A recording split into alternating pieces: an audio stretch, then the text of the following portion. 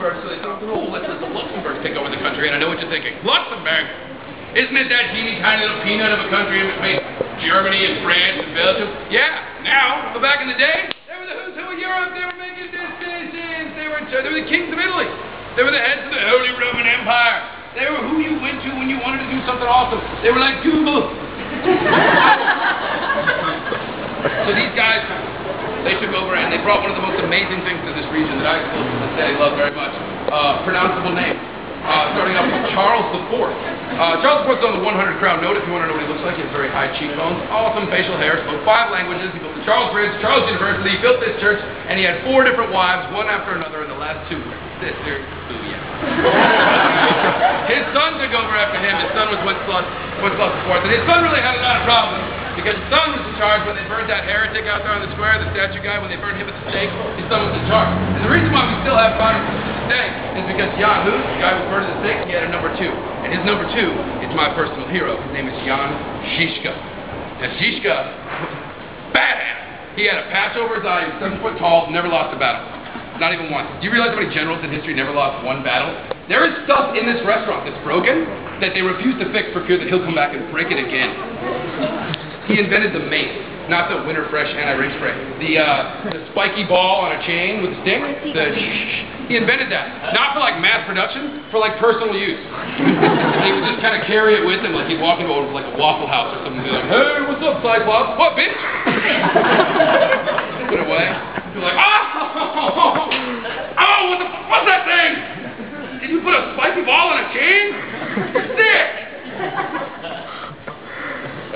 Zizka eating waffles. I don't know why I always think that's funny. But, you know, he was alive in the 1400s, and apparently, like I told this story, one of the restaurant owners was out here. You'd know him if you saw him. He's the world's greatest mullet. He looks like an old lesbian. And he does.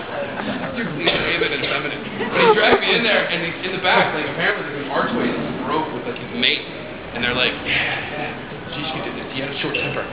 And he snapped when he found out what the Catholic Church did to his mentor. So he rounded up all these Protestants together, all the Protestants of the region. He took them down to the town hall, and they rousted all the Catholic members of Parliament. They took them to the top floor, and they launched them out the window. Now this is called defenestration. Defenestration is Latin for chucking dudes out of windows for revenge. And this is the first time it was ever done in Czech history, and it's been done about a half a dozen times. The last time was in 1955. And this is very special. They didn't know enough about gravity at the time. It was 1418. They didn't know if like an 8-story drop would kill a dude, so they set up these massive 3-meter spears at the bottom to catch them all. Yeah, Catholic kebab. And made a big old mess. And the king was asleep in his bed, and he doesn't know what's going on because he doesn't have Twitter. It's not like people are going to wake him up and be like, hey, they're doing the... So he wakes up in the morning, he's like, so, you guys go out last night? What's the story? Did you meet some ladies? Did you go to the bar? Tough. And they're like, no, dude, Zizka snapped Catholic kebabs. We're calling it defenestration. It's a theme. We're still cleaning it up. And he died in shock. Not like immediately, but like at the end of the day. Just the whole day, him just walking around going, oh, this job sucks now. Oh, why would they? Really? All of them? Why would they do that to them? Because they're Catholic?